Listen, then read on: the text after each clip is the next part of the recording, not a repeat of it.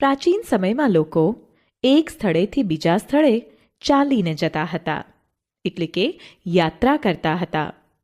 તેઓ પોતાનો સામાન તેમની પીઠ પર અથવા પશુઓની પીઠ પર લાદીને લઈ જતા હતા. જળમાર્ગોમાં અવરજવર કરવા માટે શરૂઆતમાં લોકો લાકડાના ટુકડામાં પોલાણ બનાવીને તરી શકે તેવી રચના વડે બનતી હોડીનો ઉપયોગ કરતા. ત્યારબાદ લાકડાના ટુકડાઓને પરસ્પર જોડીને પાણીમાં રહેનાર પ્રાણીઓના આકારની હોડી બનાવતા થયા. પૈડાની શોધ થયા બાદ પૈડાથી ચાલતા વાહનો બનાવ્યા, જેને ખેંચવા માટે પશુઓની મદદ લેવાતી હતી. 19મી સદીની શરૂઆત સુધી પરિવહન માટે પશુ શક્તિનો જ ઉપયોગ થતો હતો. વરાળ યંત્રની શોધ બાદ તેનાથી ચાલતી ગાડીઓ અને માલગાડીના ડબ્બાઓ માટે રેલવેના પાટાઓનું નિર્માણ કરવામાં આવ્યું.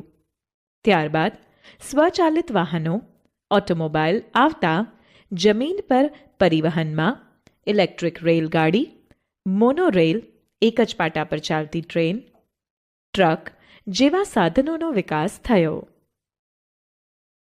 પાણી પર પરિવહન કરતા આગબોટ અને જહાજોનો વિકાસ થયો. હવામાં પરિવહન માટે 19મી સદીમાં વાયુયાનનો ઉપયોગ થતો. ત્યારબાદ વિમાન અને સુપરસોનિક વિમાનો બન્યા અને 20મી સદીમાં અંતરિક્ષયાન પણ નિર્માણ પામ્યા.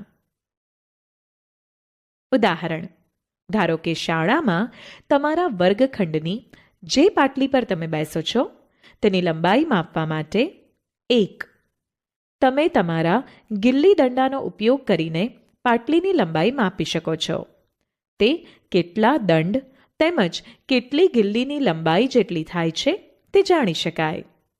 પરંતુ જો તમે ગિલ્લી દંડાની બીજી કોઈ જોડ વડે તે જ પાટલીની લંબાઈ માપો તો તે અવશ્ય જુદી જ આવશે. 2. એક નાની દોરીનો પાટલીની લંબાઈથી સહેજ મોટો ટુકડો લઈને પાટલી પર ગોઠવીને તેની કિનારી પર 2 નિશાન બનાવો. હવે આ દોરીના ટુકડાને વાળીને તેના 1/2 ભાગ, 1/4 ભાગ અને 1/8 ભાગ બનાવીને નિશાની કરીને પાટલીની લંબાઈ 1/8 ભાગના એકમમાં માપી શકો. અહીં દોરીનો 1/8 ભાગ એ પાટલીની લંબાઈ માપવા માટેના તમારા સાધનનો એકમ થયો ગણાય, પરંતુ દોરીની સ્થિતિસ્થાપકતાને લીધે તેમજ દોરીની જાડાઈ બદલાવાથી માપની ચોકસાઈ રહેતી નથી. 3. પાટલીની લંબાઈને વધુ ચોકસાઈપૂર્વક માપવા માટે તમારા કંપાસની ફૂટપટ્ટી યોગ્ય સાધન છે. તેના વડે માપેલી લંબાઈ પ્રમાણિત ગણી શકાય, ખરું ને? વ્યવહારમાં ઘણા બધા કિસ્સામાં લંબાઈ માપનની જરૂર પડે છે, જેમ કે શર્ટ બનાવવા માટે કાપડની લંબાઈ, લાકડાનું કબાટ તેમજ દરવાજા બનાવવા માટે જરૂરી લાકડાની લંબાઈ, ખેતરનું ક્ષેત્રફળ જાણવા માટે ખેતરની લંબાઈ તેમજ પહોળાઈ, જેથી પાક માટે જરૂરી બીજ તેમજ પાણીની ગણતરી કરી શકાય. સાવરણીની લંબાઈ, દિલ્હીથી લખનૌનું અંતર, પૃથ્વીથી ચંદ્ર કે સૂર્યનું અંતર, જમ્મુથી કન્યાકુમારીનું અંતર વગેરે. પ્રવૃત્તિ 1.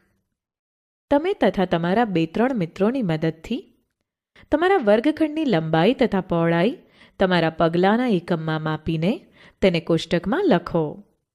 એક પગલાંથી નાના માપને દોરી વડે માપીને તેને પગલાંના એકમમાં જ દર્શાવો. શું બધા મિત્રો દ્વારા મળતી તમારા વર્ગખંડની લંબાઈ તથા પહોળાઈ સમાન છે? નથી ને? કારણ કે દરેક વ્યક્તિના પગલાંની લંબાઈ એકસરખી હોતી નથી. તમારા વર્ગના ટેબલની લંબાઈ તમે તથા તમારા 2-3 મિત્રો હાથની વેંત વડે માપીને તેના અવલોકનો કોષ્ટકમાં નોંધો. શું બધાની વેંત દ્વારા માપવામાં આવેલી ટેબલની લંબાઈ સરખી છે? તમે જુઓ કે દરેકના પરિણામ ભિન્ન ભિન્ન છે. કારણ કે તમારી વેંતની લંબાઈ અને તમારા મિત્રની વેંતની લંબાઈ અલગ અલગ હોઈ શકે છે. પ્રવૃત્તિ 1 તથા પ્રવૃત્તિ 2માં પગલાંની લંબાઈ અથવા વેંતની લંબાઈ દ્વારા માપેલ અંતર કોઈ વ્યક્તિને બતાવીએ ત્યારે તે વાસ્તવમાં એ સમજી શકતો નથી કે અંતર ચોક્કસ કેટલી લંબાઈ ધરાવે છે, કારણ કે વાસ્તવિક લંબાઈ જાણવા માટે વેંત અથવા પગલાંની લંબાઈ જાણવી આવશ્યક છે. આથી આપણને માપનના એવા એકમોની આવશ્યકતા છે જે દરેક વ્યક્તિ માટે સમાન હોય. પ્રાચીન સમયમાં પગની લંબાઈ, આંગળીની જાડાઈ તથા પગલાંના અંતરથી માપન થતું. આ બધા માપનના એકમોનો વાસ્તવમાં ઉપયોગ થતો હતો. હડપ્પા સંસ્કૃતિના લોકો ચોક્કસ ભૌમિતિક લંબાઈના વધુ સારા એકમોનો ઉપયોગ કરતા હતા. તેના નમૂનાઓ ખોદકામ દરમિયાન પ્રાપ્ત થયેલા છે. ઇજિપ્તના લોકો કોણીથી આંગળીઓના છેડા સુધીના અંતરને ક્યુબિટ એકમ તરીકે વાપરતા, જેને વિશ્વના તે સમયના અન્ય દેશોએ પણ માન્યતા આપી હતી. વિશ્વના વિભિન્ન ભાગોના લોકો લંબાઈના એકમને ફૂટ તરીકે પણ ઓળખીને ઉપયોગ કરતા. જો કે અલગ અલગ વિસ્તારોમાં ફૂટ એકમની લંબાઈ થોડી અલગ અલગ રહેલી. વ્યક્તિ પોતાની ભુજા ફેલાવીને રાખે ત્યારે ભુજાના છેડાથી પોતાના નાક સુધીની લંબાઈને ગજ નામે ઓળખતા, જે પણ એક લંબાઈનો એકમ હતો. રોમવાસીઓ પોતાના પગ અથવા પગલાઓ દ્વારા લંબાઈ માપતા હતા. પ્રાચીન ભારતમાં ટૂંકું અંતર માપવા માટે આંગળી અથવા મુઠ્ઠીનો ઉપયોગ કરતા હતા. હાલમાં પણ કેટલીક જગ્યાએ માળી ફૂલહારને માપવા માટે પોતાના હાથની લંબાઈનો ઉપયોગ એકમ તરીકે કરતા જણાય છે. સુવિધા અનુસાર માનવ શરીરના અનેક ભાગોનો એકમ સ્વરૂપે ઉપયોગ થતો રહ્યો છે, પરંતુ તેમાં ભિન્નતા રહેલી છે. ઈસવીસન 1790માં ફ્રેન્ચે માપનની ચોક્કસ રીત બનાવી, જેને મેટ્રિક પદ્ધતિ કહે છે. હાલમાં માપન પ્રણાલીના ઉપયોગ માટે આંતરરાષ્ટ્રીય એકમ પ્રણાલી એટલે કે યુનિટ બનાવેલી છે, જે સમગ્ર વિશ્વના વૈજ્ઞાનિકો દ્વારા માન્યતા પ્રાપ્ત છે. લંબાઈનો એસઆઈ એકમ મીટર છે. મીટરનું 100 સરખા ભાગોમાં વિભાજન કરતા મળતો નાનો એકમ સેન્ટીમીટર છે. કંપાસ બોક્સની ફૂટપટ્ટી 15 સેન્ટીમીટરની હોય છે. 1 સેન્ટીમીટરના બરાબર 10 સરખા ભાગ કરતાં મળતો એકમ મિલીમીટર છે. આમ 1 મીટર બરાબર 100 સેન્ટીમીટર. 1 સેન્ટીમીટર બરાબર 10 મિલીમીટર. લાંબા અંતરના માપન માટે કિલોમીટર એકમનો ઉપયોગ થાય છે. 1 કિલોમીટર બરાબર 1000 મીટર. દૈનિક જીવનમાં અનેક પ્રકારના માપનના સાધનોનો ઉપયોગ થાય છે, જેમ કે 1. લંબાઈ માપવા માટે મીટર સ્કેલ વપરાય છે. 2. દરજી માપ લેવા કપડાની મેજર ટેપનો ઉપયોગ કરે છે. 3. કાપડના વેપારીઓ લોખંડની મીટર પટ્ટીનો ઉપયોગ કરે છે. 4. વૃક્ષની જાડાઈ માપવા માટે મેઝરિંગ ટેપ સુવિધાજનક છે. 5. પેન્સિલનું માપ લેવા માટે કંપાસ બોક્સની 15 સેન્ટીમીટર લંબાઈની ફૂટપટ્ટી યોગ્ય છે. 6. જમીન તથા મકાન બાંધકામવાળા માપન માટે ફ્લેક્સિબલ મેઝરિંગ ટેપ કપડાની મેઝરિંગ ટેપનો ઉપયોગ કરે છે. લંબાઈ માપતી વખતે આપણે નીચેની સાવધાની રાખવી અત્યંત જરૂરી છે. 1. આકૃતિમાં દર્શાવ્યા મુજબ ફૂટપટ્ટીને વસ્તુના સંપર્કમાં તેની લંબાઈ અનુસાર રાખો. 2. કેટલીક ફૂટપટ્ટીના છેડા તૂટેલા હોઈ શકે છે. તમે આવી ફૂટપટ્ટીનો શૂન્ય આંક જોઈ શકતા નથી.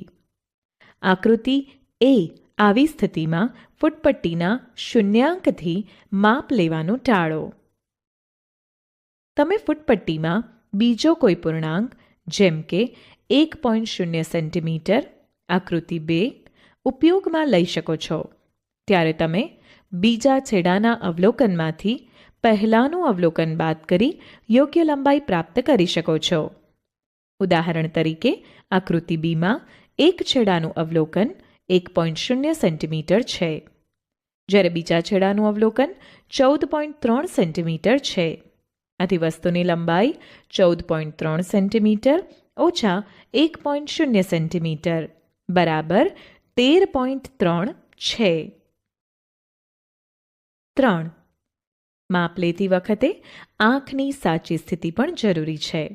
આકૃતિમાં દર્શાવ્યા મુજબ તમારી આંખ જે બિંદુનું માપ લેવાનું છે તેની બરાબર સામે હોવી જોઈએ. સ્થિતિ બી આંખની સાચી રીત એટલે કે સ્થાન છે. ધ્યાન રાખો, બી પરથી જોવાથી અવલોકન 7.5 સેન્ટીમીટર છે, જ્યારે એ અને સી પરથી જોતા અવલોકન અલગ હોઈ શકે છે.